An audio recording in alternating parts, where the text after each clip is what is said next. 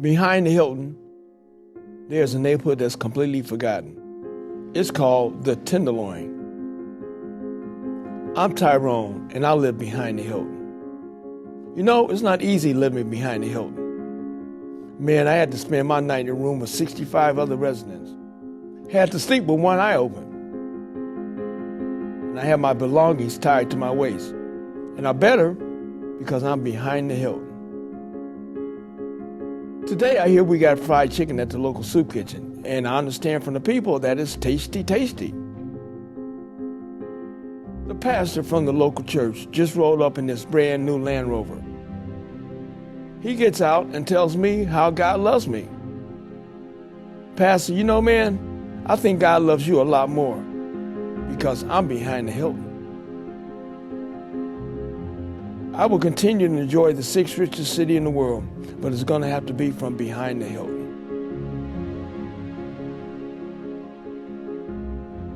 He's very famous, man. You don't know me. He's making the community change. If you know me, what's my real name? cat right here. Dale Seymour. Oh, no, don't pass. Dale the Great Seymour. We ain't running no more from the police. We good. we ain't illegal no more. We good. That's my man.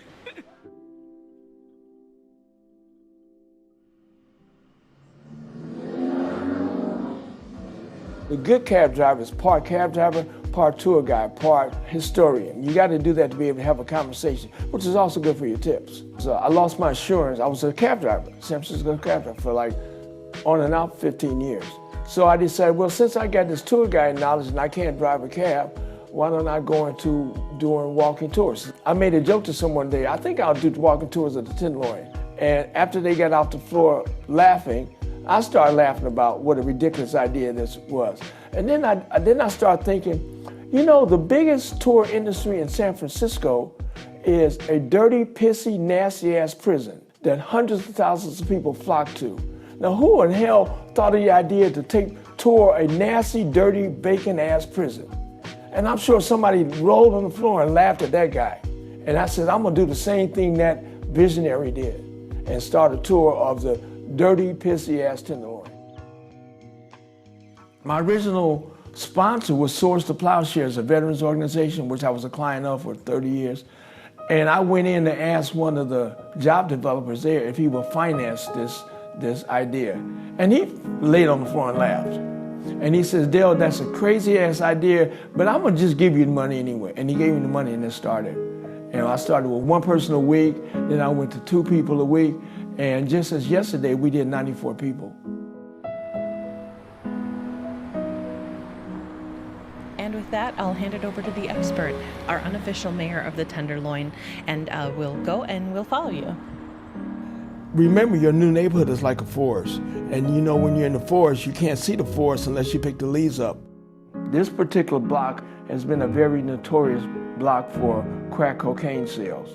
And I was walking with a group of tourists, and one of the girls involved in that trade came over and got nose to nose with me, and she asked me point blank, what are you telling these white folks when you come to our neighborhood, Dale?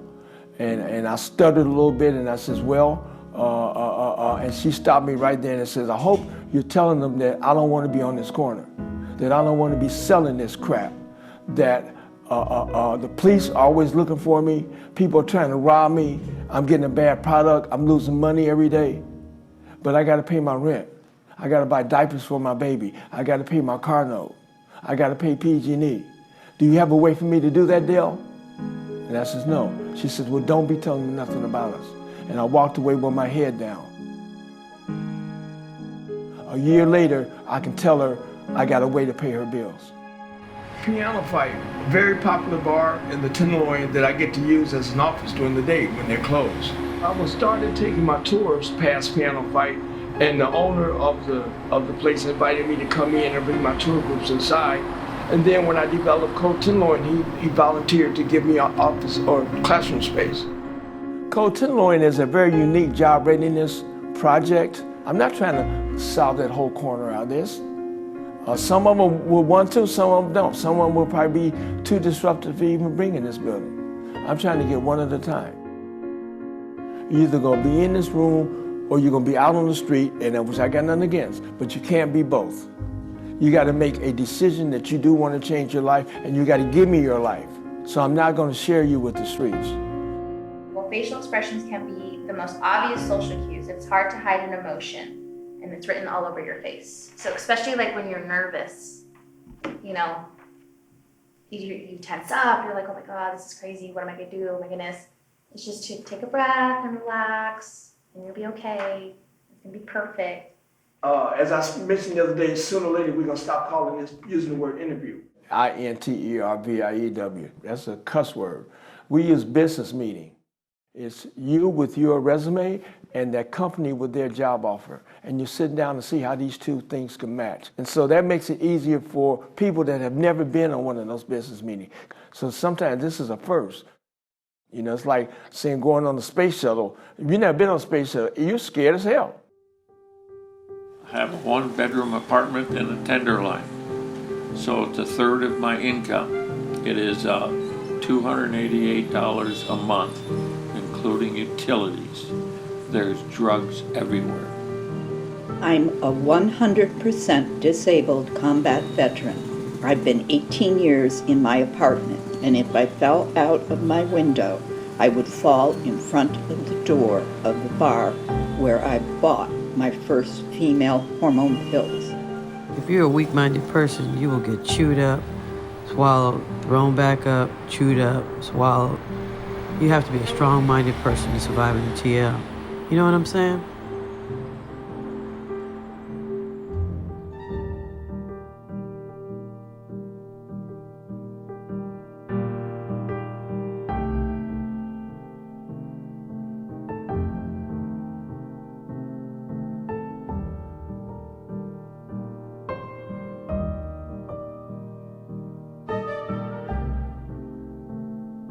I lived in Oakland.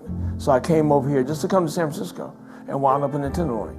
I remember coming in on Highway 280. I came in, I'm sure I had a car, I had money, and in 30 days I had neither one. I just smoked it out. I probably sold the car, or the police took the car. And you know, over here where the police take your car, if you don't have $1,000, you can't get it back. I was just a broke down person. So I got over here, a whole bunch of me over here. So why wouldn't I be comfortable in a place where everyone was as messed up as I was?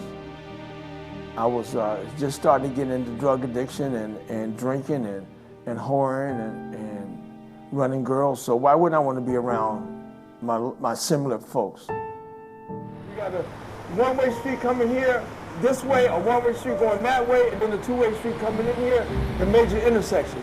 So this was the home to many, many accidents years ago, and still is. So in order to avoid that, the city put up a very spooky looking sign that says, stop, do not enter, go back, wrong way, to try to discourage wrong way drivers. And as a person coming to Tenderloin for my first time, I should have heeded to that sign, and I didn't, and I wound up stuck in the Tenderloin for 18 years. I wish my name was on that top sign. I wish it said, Dale, stop, Dale, go back.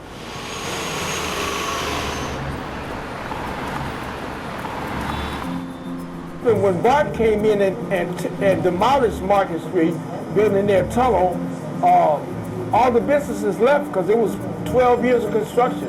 South of Market is an economic division. All of the new tech communities, the tech campuses happen to be on South of Market. All of the marginalized, depressed, low-income neighborhoods and poverty areas are north of Market. But in the immediate area is where two neighborhoods meet at Market Street. So Anna's going to lead us through a mock interview session, which I think you'll find really helpful and interactive. So we'll be doing that from 9:30 to 11:30. We're thrilled to partner with Coach Tenderloin. We love Dell, and what he's done is amazing. And we're happy to continue to support financially, but also, I think even more importantly, through our employees being involved. Okay, Dell, are you ready? Don't be stressed. This is good. I do not bite. Talk to me about why are you interested in this role and how it fits into, your broader career objective. I love communicating with people, so interpersonal skills, being able to be clear and confident, and show a little empathy, and I have a little self-determination because I care not just about doing the security, but the people who are in the building. You don't have to say, here's everything I've done since the dawn of time, but if you have multiple jobs where you demonstrated that, actually, that's not a bad thing. Tell me, why are you interested in this role and how does it fit into your broader career plans? Well, I am interested in this role because I would like to start off with this company as getting my foot in the door. Okay. All right. Okay, so I'll let you off the hot seat. Nicely done. It's great. Practice.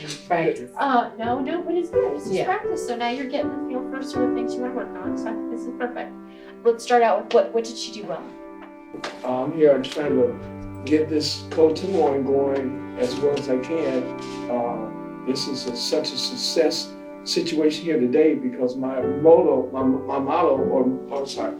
my mission is to cross Market Street, to get you all to come on my side of Market and for us to come on your side of Market. So there will be no more Market Street, it will just be one community. So this is great for the opportunity you all are giving us to fulfill this. I used to say it was a dream, it's no longer a dream, because we're here, we're on the other side of Market, so thank you. Awesome. Well, thank you.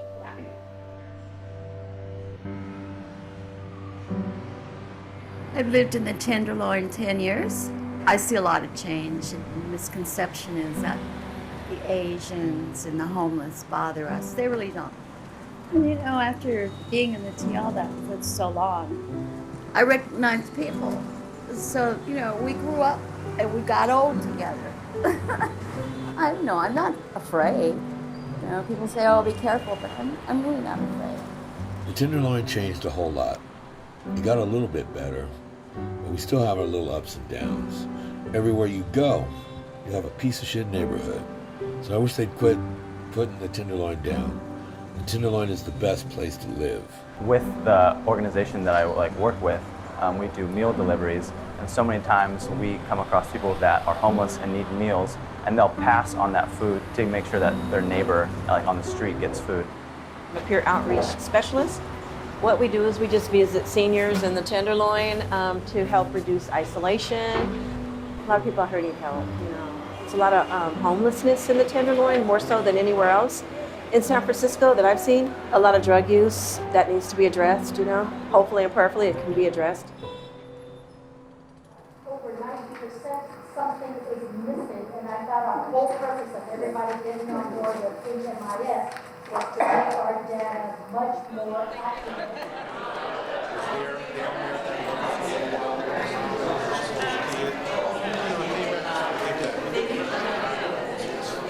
Mayor Lee, the local homeless coordinating board welcomes your appearance here this morning. Thank you for coming.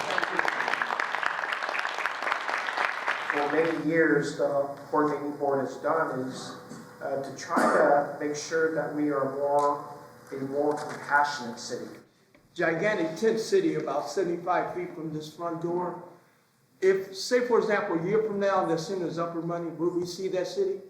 I'm not moving people from one corner to the other. Now, if a tent city were to emerge that challenges us, as you know, these are voluntary sites. But I know from past experience that if there is a lack of control, sanitary or otherwise, public safety or otherwise, there's some indications that we have to respond to that. The reason why I like this bench, this is the sunniest spot in the Tenderloin. And the church would come every Saturday for years. And they would preach redemption and recovery and all of this so-called God stuff. So one Saturday, the pastor, I saw him walking, pastor and his assistant, came over and they said, Dale, they knew my name because they've been coming out here for years. Dale, I know you don't like us coming over here, and I know we agreed not to come over here, but we got something for you. I got a brand new suit, Pierre Cardin, and I know you like suits. I really couldn't figure out who and why would someone give someone a $300 suit. And so my plan was to go out to that church to get everything I could get from them. When I went out there and walked in their building, what I got from them was a whole new life. These churches that want to do all this good, they need to come down here and grab one person and say, you're going to be our disciple. What do you need, brother? You need a place to stay? Let me get you a place to stay. And then you come over every day, make sure he's got food, make sure he's got clothes, and you work him.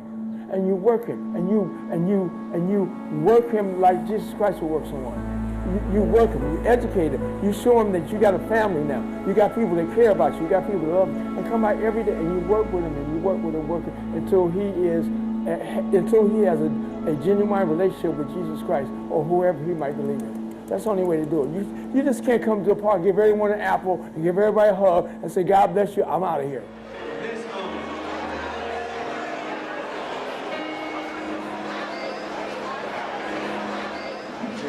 Never thought I'd be up here. You know, this is nice, man.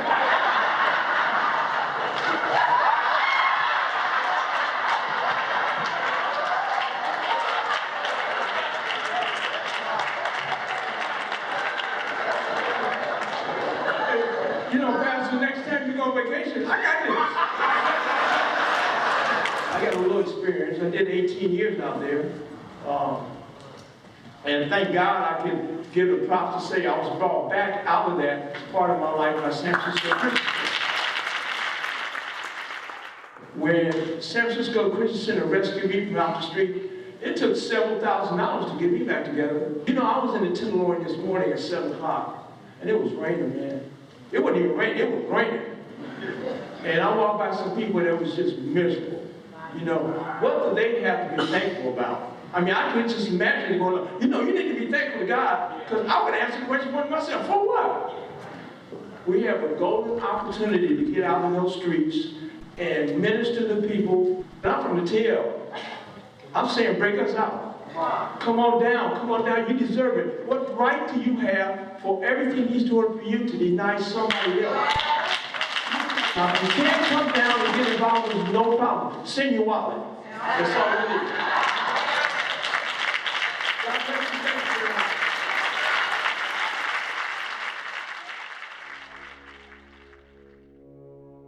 I had a group of girls that lived with me in my place, and we were doing sex for hire with these girls. They were all above age. I only dealt and used one drug, that was crack cocaine. I held them captive by their drug addiction, and I had the source of the drug, so I regret every moment of it. I still see them every day. They're still out on the street. Some of them, the ones that are still alive, they're still out on the street.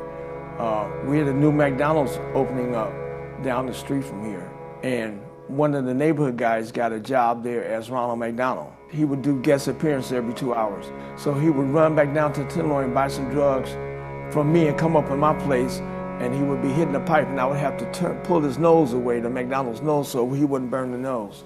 Well, I relapsed several times in the first 2 years of recovery. The most dangerous day of an addict's life is payday. I was able to go to the bank and cash my check, and I went to a Sizzler and I ordered a fabulous steak, and I got a salad, and I went to sit down to wait for my steak to be served at the table, and within that short 8-minute period of time, I went from 100% dedicated to recovery into where can I find the nearest rock. And I ran outside, flagged the cab down, and flew back to the Tenderloin and went on a 3-day drug binge. Because what happens is 2 different spirits in your mind, the clean spirit and the dirty spirit. And they fight all the time in recovery. They fight right now. The dirty spirit will completely take over that clean spirit and says, who cares what's going to happen? Let's go do this. The most important thing right now is for me to go get high. Let's go.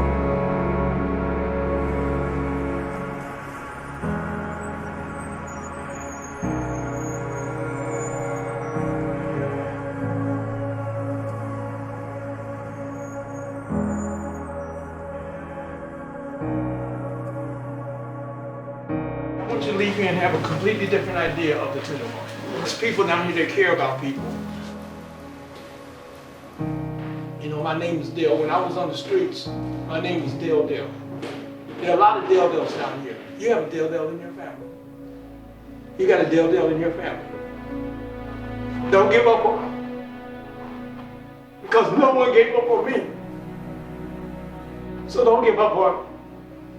They'll steal your TV, they'll take your microwave, but don't give up on them. They're messed up, they're sick. So they come to you for help. Don't codepend them. When they come to you and say, Auntie, it's 2 o'clock, can you take me to rehab? Take me. Don't go out there searching for them, because they ain't gonna go. They go, they'll walk out the door right behind you. But don't give up on it. If you try 7 times, try 8 times. Because they probably tried 20 times with me. But look at me now. And I was the worst out there. I was the worst at the police. They had my picture across the street in the hallway. Now my picture's in the captain's office as Citizen of the Month.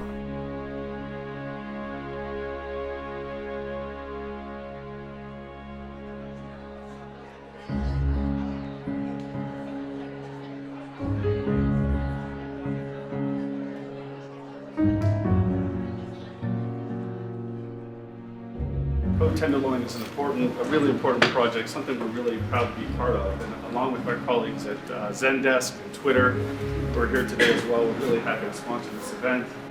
Keep that in mind as you go on. We're rooting for you, we're supporting you, we're behind you. Keep that in mind as you build yourself from here. It's really remarkable. My name is Cornell, and I just found out today I'm like the oldest person in the program. And you know, when you have a good career and you work, and you were speaking about recreating yourself, and you know what it's like to have a level of success, and then something happens, it changes, and then you right in a situation where you need a miracle. You need some impossibilities to become possible in your life, like right now. PG&E is due right now. The gas is due right now. My faith in God has to work right now. And you don't have nowhere to turn. You start doubting yourself. And see, I'm clean. I've been clean for over 27 years, clean, continuous recovery. You know, I did some stuff, but by the grace of God, He brought me back, and He brought people, my angels, Cold Tenderloin, to help me. First of all, I want to thank everyone for coming to my little party here. I was injured out there being stupid for 18 years, so I kind of know injuries. So a lot of people ask me, well, you know, how did you put this together on the internet? No, didn't have to go to the internet. I just knew what I needed when I was out there sick and when I was out there injured. So this is kind of my give back. You know, this is a small part of what we really want to do. Now, we know we're not sharp enough to go down and get everyone in the Tenderloin, but if we can just get one, get one. You get one, Pastor. You get one, Andrew. You get one, Leroy. Leroy here, I'm sure you know he's from Glide. So every corporation get one. You can't save the whole Tenderloin. That's crazy as heck. Come on, it's easy. It's easy. One. You can't save everybody, folks. You can't save everyone. So keep that in mind. God bless you all so much, and thank you for coming.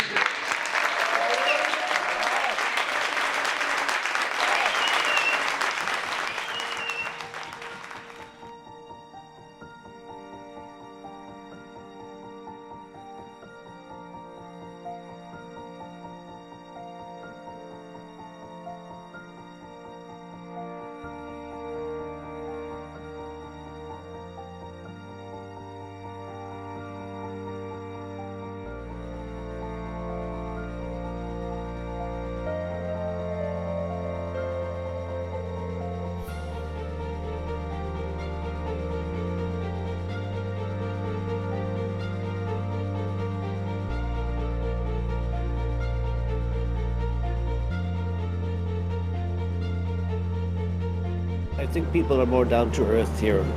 What you see is really what you get, pretty much. They think most of the people here are rough, into drugs and, you know, just street walking and panhandling. But it isn't true. The real people are really nice people, very warm people. People think this is a rough neighborhood, and it really isn't. We have our fair share of certain things, but for the most part, it is a microcosm. You do find the crazy people and the drug addicts. It's just a little more concentrated. There's quite a community here, even with all of its intensity of the mental health and the extreme substance use and addiction, and just the people, you know, like I actually feel safer running around here than I have in some other areas. I do a lot of cooking for the TL. I have 3 barbecue pits, and I'll bring them out, and I just feed people as they come up and down the street. I love the TL. I wouldn't trade it for nothing in the world. I would not go nowhere else. I'm here to stay.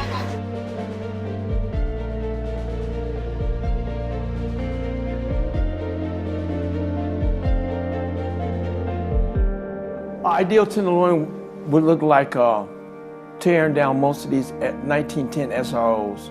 SRO is a single residential occupancy hotel. That's what these hotels were built years ago to house mariners. There's 6 or 7 family members living in a room that was designed for one person. They're cute on the outside, but inside they've done their job. They're way past their time, and it's time for them to go.